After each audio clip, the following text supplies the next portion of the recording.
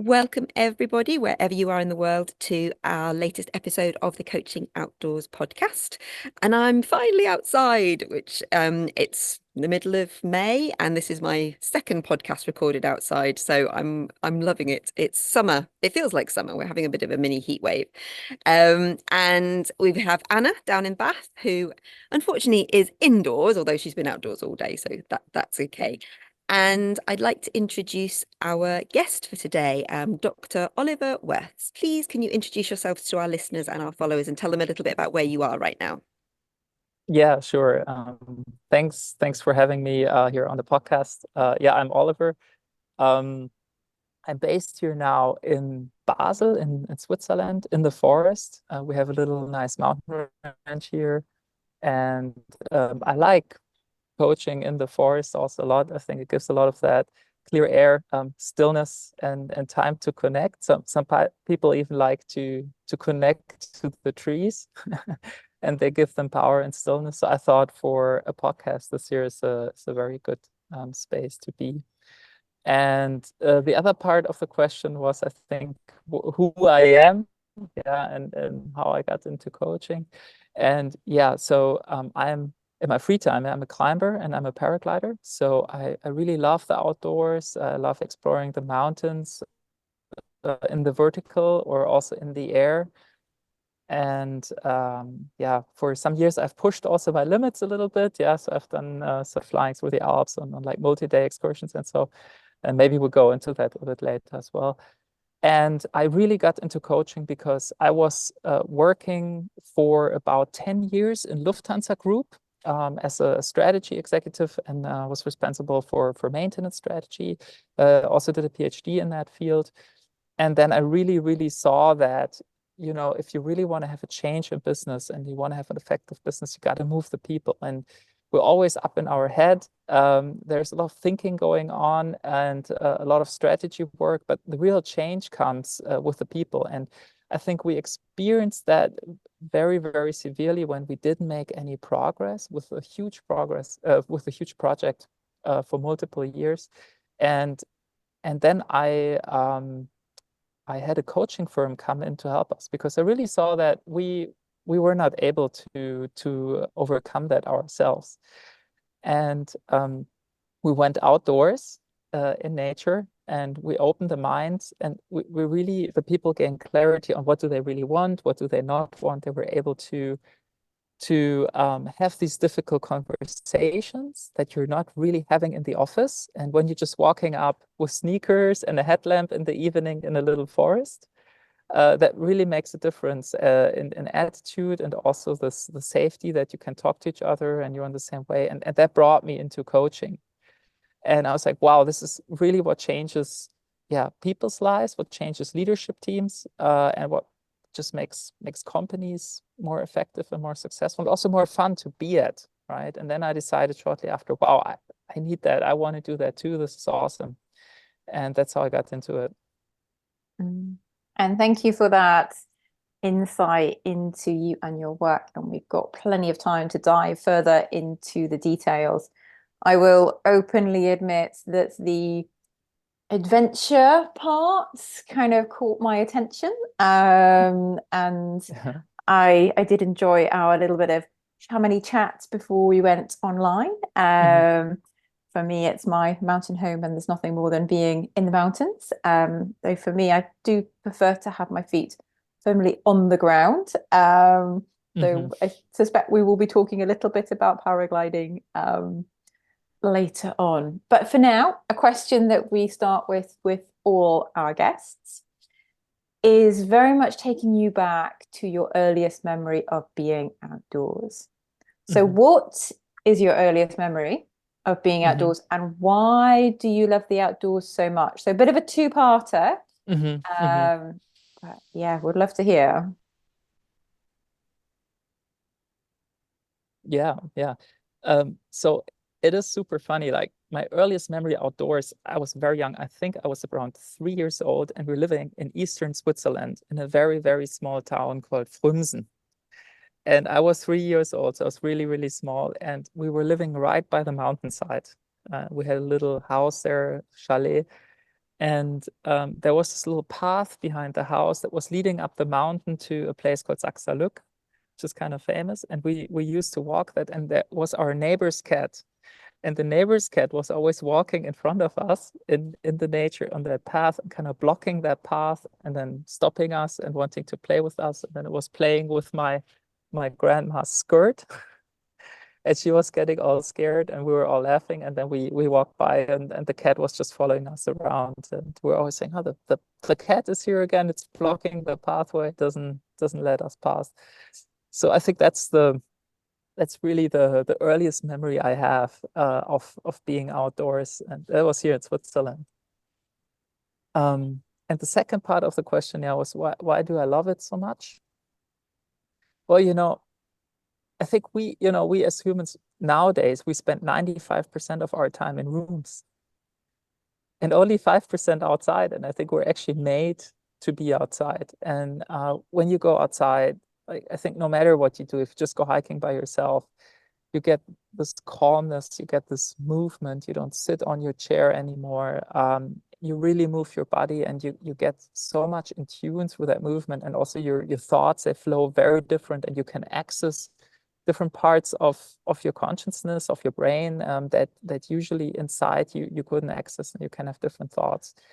And then what I even like more about it is when you go out into the mountains, because when you go up on a peak, on a hike, you have this great perspective. And when you stand on top of that, and you have hiked up there, and you sit down to have your lunch, it's just a serenity, like, wow, this is what we have done. And you can look so far.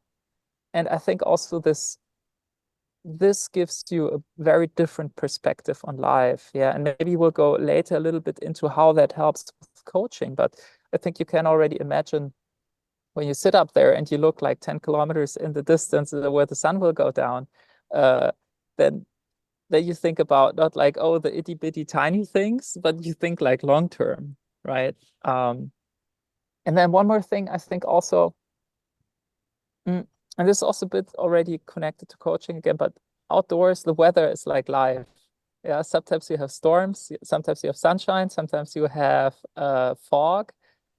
And I think we have that in life as well. And pushing through those phases outside already, also as an alpinist, helps you very much also to cope with these things in life, because hey, look, it's a phase, and it is hard, but it's also fun because it's hard, and you can challenge yourself in the climbs, in the walls of this world.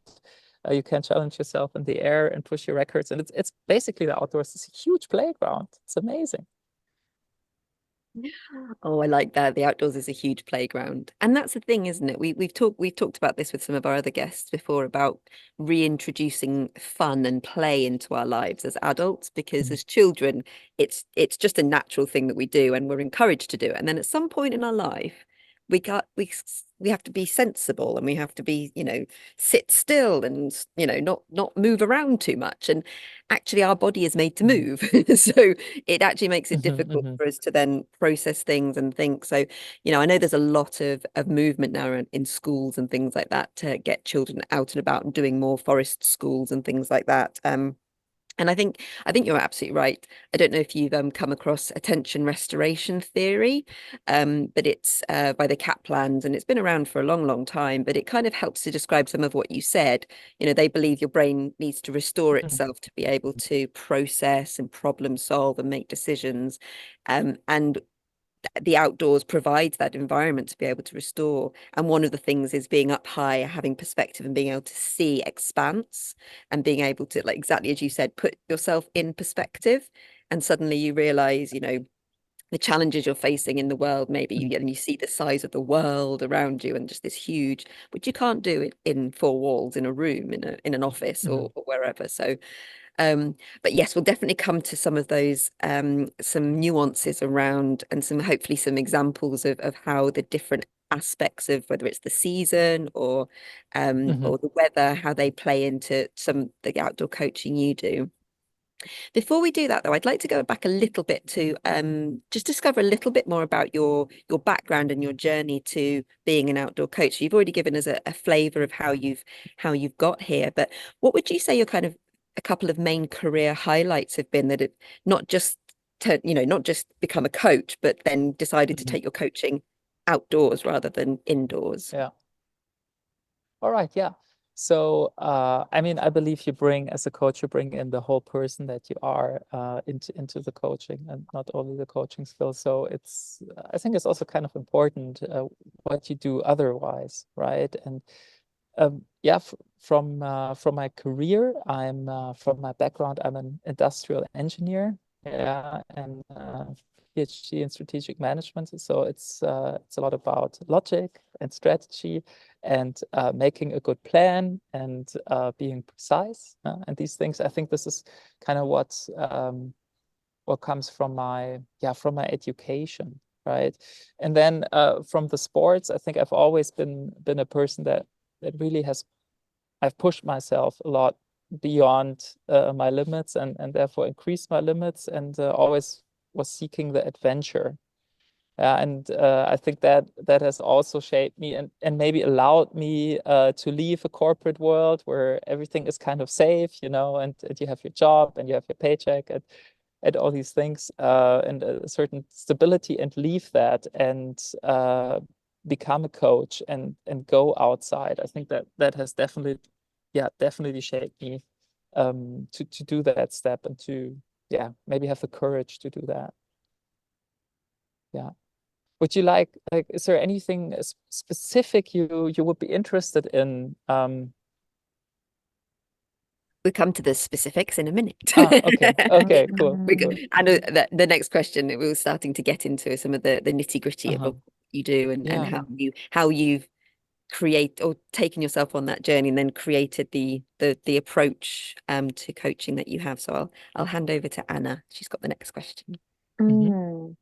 So it's really getting into that specificity around the type of outdoor coaching that you offer. So how would you describe that? And then how that connects to the benefits of what your clients experience. And then maybe what does a typical inverted commas session look like? So there's a bit to unpack there. Feel free to take it and go where you will. All right, thank you, Anna.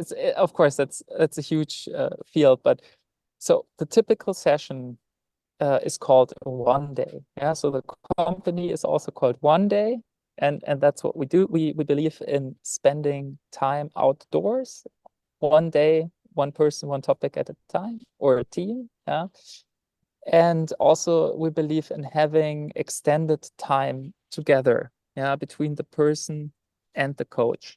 So I always make this example. You can, like, if you have 7 small sessions of an hour, you can 7 times go up 100 meters. But if you have 1 long session, you can climb the whole mountain.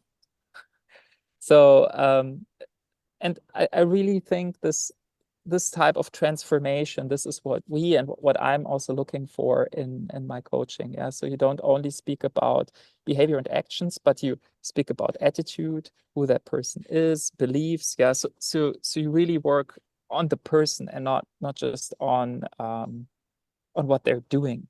Yeah. So how does it work? So typically we first of all we start with a preparation talk. Where the person and I, we meet together, could also be online, or also if it's possible in person.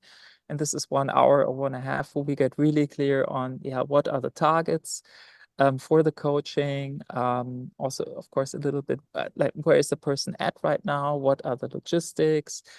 All these things we clarify very well. And in this first session, I always like to also include some coaching. So ideally, the person already takes first steps. That's step number one.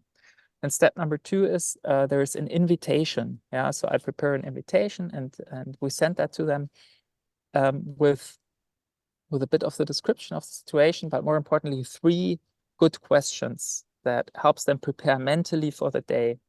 And usually then they will have about 2 weeks or so where they can think about it and already reflect about these questions.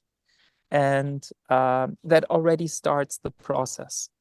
And then we meet for the day and we spend the whole day outdoors. Yeah, and for some people, it's also nice to do the evening before, and then we offer that as well, of course, too. And then we have the whole day and really can go really, really, really deep on different topics, and also taking the nature and making use of the nature on that day. And I'll go into that a little bit later. And then after that, I stay with the people for a little bit, for example, via WhatsApp or so. I have a few nudges and I'm with them for a while. And then we have the final talk, which could be after 60 or 90 days to really see what has happened, where are the people at right now. Maybe there are small things to improve even further. And so we do another really good coaching session to, yeah, also ensure accountability, of course. But we also believe that everyone is accountable themselves. Yeah, they're responsible for the results. But of course, we try to help them as much as possible to get there. And then the coaching process is over. Yeah, to say, hey, I'm good now. Or you could say, hey, I want another day in a quarter. Yeah, so now it's spring. Maybe I do my plan for the year. Oh, and I want to do one in summer again, and one in autumn, and one in winter. That sometimes happens too. Yeah, so that kind of depends, but we decide that then a bit later. So this is the typical process, which usually takes around a month or 2. And the one day that's the big thing where the magic happens. Yeah, but it's part of the process. And when I select, so the question was also, how can we bring nature into that, right? So when I select the environment where we go to, I really make sure that this is connected to the topic of the client. Yeah, and there are really wonderful things that can happen when you bring people to the right environment, and also when you let them use this environment. Yeah. So for example, I had one case where we really talked about how the person could handle better a difficult situation in the job, and also be able to have more assertiveness with a difficult leader he was facing, and kind of stand strong. Yeah. And so we went into a huge valley with a river and tons of rocks, and there was a lot of rocks. So it was a bit like, hey, these rocks have been here for a long time and they're really strong. And how can you bring that in? How can you soak that in? And I think that was very powerful, because I saw how the person was looking at that and connecting to that, and kind of getting insights from that. Or one other coaching I had was where we were looking at a topic of how a person who wanted to organize work better, and was part of a leadership team, and was a bit overwhelmed, and the person of the family was suffering. So we were hiking up on the mountain, and there was this ridge. And then we had this magic moment where he was looking on one side and the other side, and he said, hey, look, Oliver, this side here, this is the sunny side. And that's my work side. It looks very, very sunny, but it has a few shady spots. And these shady spots, that's actually, I don't want to give so much attention to them, but that's actually what it is. There are quite a few shady spots, and I should take care of them. And this year, this valley is the shady side. That's my family. But you can see there are some sunny spots, and actually I want to make them bigger, and I should pay more attention to that. And then from that was like, whoa, super powerful. So from that we developed, we really developed a plan and insights that didn't just say I do this and that, but it's really changed its mindset. And this picture we could use for the rest of the coaching journey. Hey, Alex, I think you want to say something. I'm just saying, I just think it's wonderful that you're sharing these examples because people can really start to connect with them. And again, it just really shows how nature provides. When we need it, it gives us something, whether it's Mhm. a shard of light through a cloud or a rainbow, or as you said, sort of Yeah. a rocky crag, or that moment of dark and light, but light and shade in amongst it. It's very visual and very visceral when Mhm. you start to have those experiences. And I think from a lot of the feedback we've had, or from when we've heard from actual coaching clients, those are the moments that stick with them. They remember those moments, and they can almost take energy from them another time. So he Yeah. might be in his office, having a not particularly great day, and he might think to himself, how do I bring the light, how do I brighten the light and maybe dull down the darker shady bits. And I just think it really brings to life those kind of Mhm. experiences that people can have. um Yeah. and If, one of your if unique, I may, one yeah, go for it. may I one just add one little tiny thing. And what else I like about it is, first of all, these are moments people never forget. And they take strength from those moments and from that place and clarity. Yeah. So for example, I had a lady who was touching a tree and was about her future and what she wanted to decide to do with her life. And she was touching that tree, and suddenly she was kneeling down and moving the earth. And with tears in her eyes, she told me, like, hey, look, Oliver. And that was at 9:30 in the morning. We had been on it for like 1.5 hours only. And at 9:30 in the morning, she told me, hey, Oliver, I just have a lot to allow myself to do it. That's it. And she was complete. She was like, okay, we can stop now. Of course, we still had more in the day, but that was it. And then the last thing I want to say is, like, you can take pictures of that moment and send that to them later. And this will always remind them of that moment. So when they're maybe not feeling well, or are doubting, send them the picture and it's like, whoa, okay. Yeah. So sorry, I interrupted you. No, again, it reminds me as well. I actually wrote a blog about it. It was a couple of years ago now. I suffer from really bad migraines, and I had a really, really, really nasty migraine. And my husband was running into the cottage, and he's like, come outside quickly. And there was a whale in the Kyles of Butte just behind me here, for those people who can see on the video. And it was breaching out of the water and landing back in again. And it was doing it for about, I don't know, 45 minutes and almost an hour. And I went running inside. I got my binoculars out, got my camera out, and I was experiencing it, but also capturing it. And it wasn't until I went inside I realized my migraine had gone, totally gone, Yeah. because the neuroscience of all of those endorphins kicking in, my love for nature. So obviously I had lots of oxytocin running around my body as well. And every time I think about it now, it makes me happy, and it releases Mhm. more of those uh, yeah, neurotransmitters and hormones and things. And so you're absolutely right. I think people don't forget those experiences, Mhm. and it enables them to keep experiencing them and keep utilizing that energy and that whatever the moment gave them, when they're not necessarily there as well. So I think that's some really, really great examples there. Mhm. Like to turn now to one of your unique skill sets, which you've mentioned Mhm. it a couple of times, but based on where you are in the world as well, I guess it's a great skill set to have. It's your being an alpinist, and it Mhm. would be lovely to hear a bit more about how you build your alpine training and your skills into your coaching sessions, and how your clients can benefit from your Mhm. ability to utilize the alpine environment. Mhm. Mhm. Yeah, I'd love to. So I think that when you move out in nature, and you have some type of alpine training or knowledge, it's really helpful, to do things that are more out of the ordinary. Yeah. So for example, um, just the other day, I did a snowshoeing tour with a couple of clients. And then the question is, where do you lie the trail? Yeah. Also, you don't want it to be busy, right? So of course, everyone can go to a snowshoe trail, but then you have tons of people there, right? So you can go to places where no one else goes. And the second thing is safety.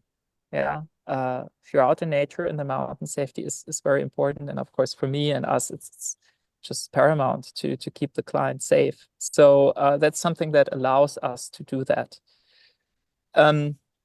Second is, I think that there is a balance,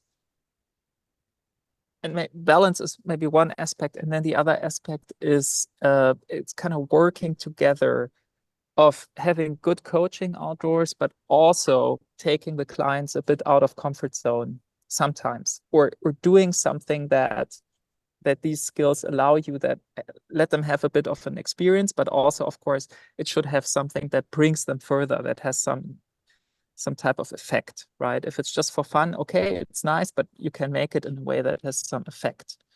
So one example that, for example, I can use is I was with a small leadership team, and I taught them how to read a compass. And then they had to figure out to find a way with the compass in the wild. And they tried that, and they had a lot of fun and this and that, and they were discussing and this and that. And one of the takeaways was, first of all, like, hey, look, just because I say something doesn't mean you understand it. And of course, I can tell them that concept, but it's so much more powerful when they experience it themselves, right?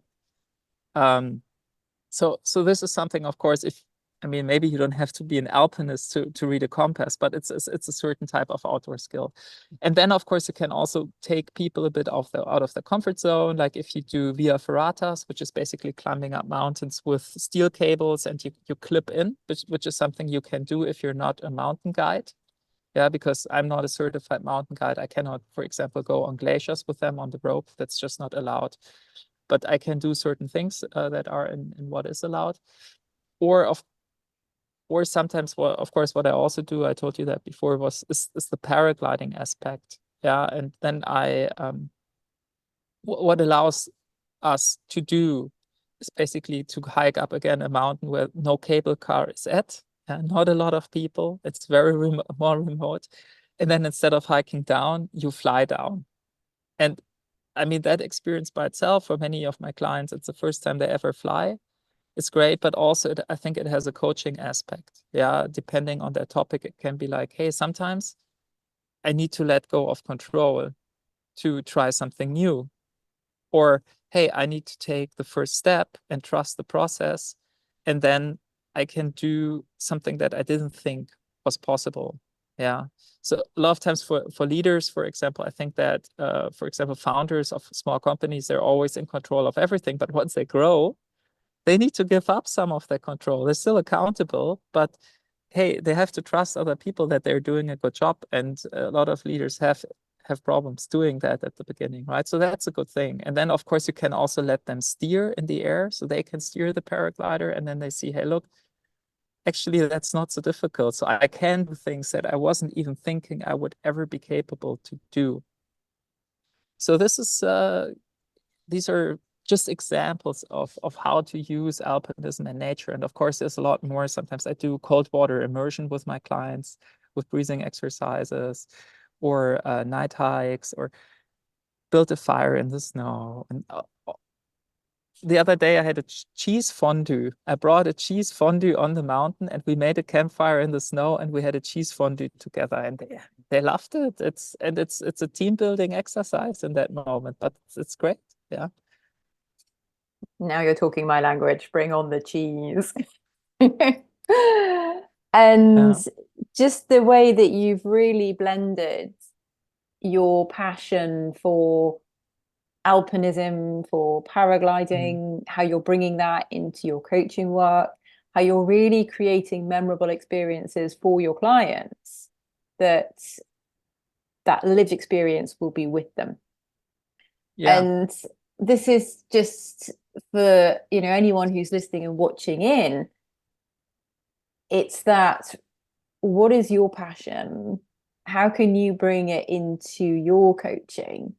And I think it's just a real invitation to reflect on, what do you love? What do you love at the heart of being outdoors? And actually, from a coaching perspective, how can you get that blend? And Yeah. alpinism is not for everybody. Paragliding is not for No. everybody. And what is your niche listener listening in? Because a part of it, at the heart, there is an element of qualifications and being safe. And being safe within the outdoor space very much depends on the terrain, the environment. Whether you're in a city park is very different if you're up an alpine mountain. And I know that within Europe, there's different qualifications from in the UK, for example. For me, I'm a mountain leader within the UK, but I can't practice in Europe. So just interested to hear your take on your skills, your qualifications, and what guidance would you give someone who is keen, interested to potentially move into the space in some way? Oh,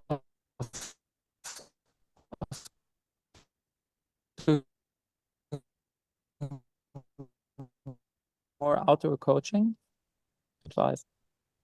Sorry, Oliver, can Okay, you I just... think now I'm back. Yeah, you're back. I think Yeah, it you just cut froze off. for a little So, second there. okay, so your question was, what advice would I give to someone who's keen into, moving into outdoor coaching? Yes. Yeah, okay. So for you, what kind of qualification skills do you have that have enabled you to do Yeah, this? okay. And Yeah. then what advice would you give someone who would like to build this type of coaching into their practice? Yeah, okay, great. It's a good question. I think, first of all, I would say have the courage to start, and to say, hey, I want to do this, and start small. And at one day we're 17 coaches, right? And not everyone is an alpinist like me. Yeah, we have some people that are cyclists, they like cycling, other people just like outdoors and hiking. And so I think it's not needed that you have like some extra crazy skills. And it's also not to impress your clients, right? It's just really trying to have a very effective and memorable day. And I think you can do that with small things. And then second thing I would say is bring it what's your passion anyway and what you're curious about. And don't try to be something you're not. You don't have to be a climber. If you don't like it, say, hey, no, I don't do that stuff, right? You can do something else. And the third thing I think is what is the most important is safety.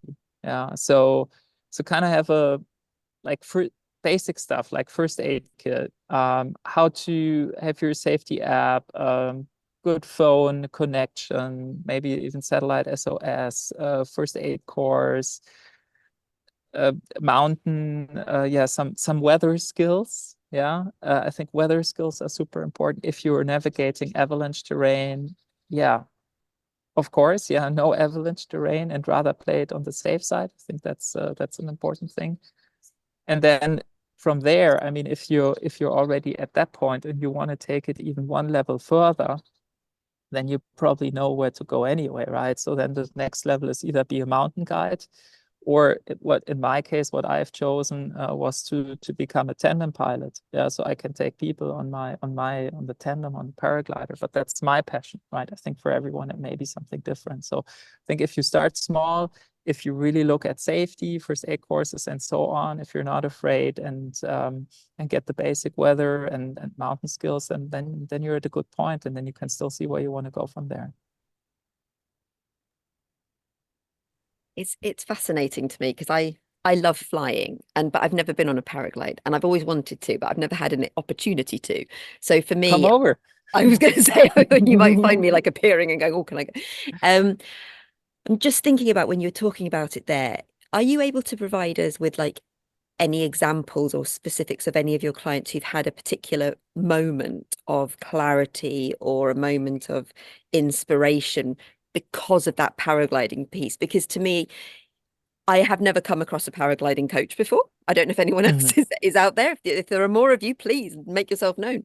I'd love to know more about what that unique experience is, paragliding. So once they've done their walk and they've spent the day chatting and walking with you up to the top, and then you mentioned a little bit about, having the courage to do something a bit different and step off the edge. But could you sort of provide an example of somebody who's, something's really, that paragliding moment has really impacted that coaching session? Yeah, I had one client, I think that was the strongest impact that paragliding has had, was really with her. She wanted to climb mountains, high mountains, alpinism and mountaineering. And she was always a bit afraid of heights. And therefore also a bit afraid of doing that and feeling uncomfortable. And it was really pushing her a lot all the time. And she came to me and said, hey, look, I want to have a coaching session talking about that. And I also want to do the paragliding because I think that can really help me. And then we hiked up the mountain. We were talking about how it would feel like without that fear, where that was maybe coming from. We talked about something that I call the inner team. Yeah, so the voices in her that tried to hold her back and also would encourage her, and the dialogue they were having and so on. And I think that already made a big difference. And she already at that point had quite some tools to navigate it better when she was getting afraid. Yeah. And then when we were laying out the paraglider on a nice slope, yeah, so you don't jump down, you basically run down a grassy slope, and then you take off at a point, yeah, so you never have to jump, and you always also select places so you can abort. We were starting to run, and then she slipped, and we had to start again. And the second time, and then she slipped again, and we had to start again. And then we were talking about, so what happened? And then we found out, oh, she actually didn't want it. She was leaning back, she was pushing against it, and that made it a lot more difficult. And then we found a technique that worked for her to lean forward, to really just concentrate on the running. And then we took off just fine. And then in the air, she was just crazy for her. It was like she was first breathing very hard, then she caught her breath, and she was laughing only. She was like, "Oh, this is so great!" And then we landed, and she hugged me. She said, "Hey, Oliver, I have champagne everywhere in my body, and now it's no more problem to go climbing these mountains for me." And I think that really, really, really made a difference for her, right? Because she went out of, basically she went through her biggest fear in that session. I have champagne all over my body. That's such a great. Oh, what an image. It says so much. And having that courage to physically face her fears and mentally and emotionally go through that as well, that is a true embodied experience that she will carry with her for the rest of her life. Yeah, definitely. So what resources would you recommend to anybody who is interested in becoming an outdoor coach in whatever capacity that may be? Yeah. It's also a good question. I think that here and there, I find bits and pieces and articles that talk about certain aspects of it. Yeah, but I haven't yet found anything where I would say, hey, this is the #1 resource. Maybe it's this podcast. Yeah. So what we do at ONEDAY is we collect things, we share things in the community. So there are some dispersed articles that I think with some search or so you can surely find. Otherwise, what I would recommend is also, of course, getting into the different aspects of outdoor coaching that make it so special and what you need. Yeah, we already talked about the safety aspect, but just think about how can you use nature to to really make that effective and have that embodiment. And we can also research on different techniques. We also have a lot of people who come to us, and say, hey, I want to be an outdoor coach. I want to know more about it. And then they visit us in Interlaken, and maybe they come to our team day, or they take a one day themselves to really see like how it actually works. Because they also say, we don't find so much out there. So I think that's the best answer I can give you, very honest. And just to clarify, we did not pay Oliver to say that we were the best resource. But having said that, I mean that this was one of the reasons for when Anna and I first started this years ago now, is that it's to share resources, to share people's understanding and experiences, and we have a lot of resources that are common through many of our guests, but then we have other resources that are totally different and just spark a bit of interest in somebody's mind, and again, you know, as Anna said, you have to find your passion and how your passion partners with nature to be able to really be your true self as a coach, and bring that to your clients. And interestingly, one of my passions is wildlife in general, but birds. I love birds. And just as you were talking, two baby kestrels just fledged from a tree right there. And so I've got a mum and dad kestrel flying around, calling out to them, and their babies are flying around for the first time. And you know, how many people get to see kestrels fledging from a tree? That one moment that you happen to be outside and you happen to be by that tree where they've just flown out of their nest for the first time. It's beautiful. And that to me is what nature does. It gives you those moments where you just think, oh, and if you're not looking around, if you're not paying attention, you don't see that. Or if you're in an office or a room, you just don't see that. And to me, that's the resource. I love that you said, you know, nature is the resource, and I truly believe that as well. Oliver, thank you so much for being on our podcast. We've had such a lovely time with you, and just getting a different take on outdoor coaching from yourself as well.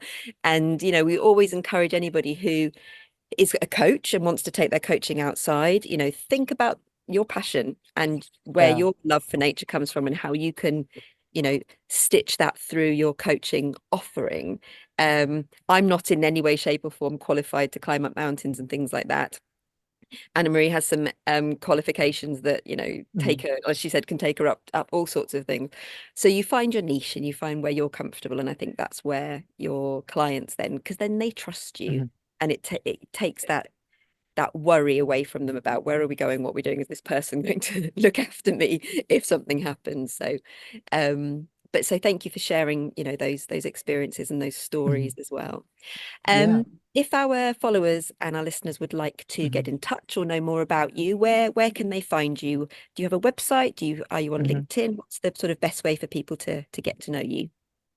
Yeah, so two ways. So one is LinkedIn. So I'm there as Dr. Oliver Wirths. Hope you don't mind, it's a bit formal. You can find me there. And the other, of course, is www.oneday.ch. So one day, one word, and then .ch for Switzerland. This is where you find our company and the other wonderful people working there as well, and a bit about our methodology as well. Also some resources if you're looking for that. Just drop by and have a look. Give me a line if you want to. If you want to talk, I'm happy to just chat me on LinkedIn. Yeah. And thank you for sharing. And if you've done the work to get the doctor, own it. Like, yeah. Definitely. That's right. That's right. It's a good one. You know, it's just here, I think in Switzerland, always it's a bit of a thing where people are like, better don't mention it. But it's a lot about humility, and I think both owning it and humility are both very nice characteristics and qualities. Thank you. No, and thank you, and thank you to our listeners for taking the time to listen in. And what are your thoughts? Who fancies going paragliding? And what are your key takeaways? We're always keen to know. And if you have any other suggestions for guests that you would love to hear from, please, again, do let us know.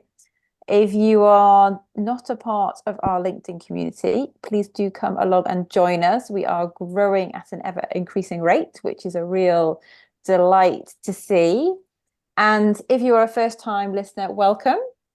First time, which episode are you going to be checking out? There is a library of back episodes to go and dip into. So please do take your time to work your way through them. And we are recording in May 2024. So if you are around in the UK, in London, or could be, on Friday the 12th of July, I'll just say that again, Friday the 12th of July, we have an in-person event at Henley Business School, which we are beyond excited about. This is a dream come true. And we've got a number of amazing facilitators coming and doing different sessions. And Jonathan Passmore, who has been our champion and mentor for many years, is coming and talking about his latest research into coaching outdoors. So that is going to be really, really interesting to see what he uncovers. So yeah, check your diaries, do come along. And if it's beyond July, well, we're just going to have to hope that there's going to be another event in 2025. And let's make this an annual event, because outdoor coaching is growing and, you know, we're a part of it. You, the listener, are part of it, and we're really taking this forwards. So thank you for your time. Hope to see you again soon, and enjoy the rest of your day wherever you are on this beautiful planet. Thank you, Anna. Thank you, Alex. It's great to be here. So if you enjoyed what you've heard, like it, share across your network, and subscribe to our YouTube channel and LinkedIn community page, the Coaching Outdoor Podcast. Thanks so much in advance for your support.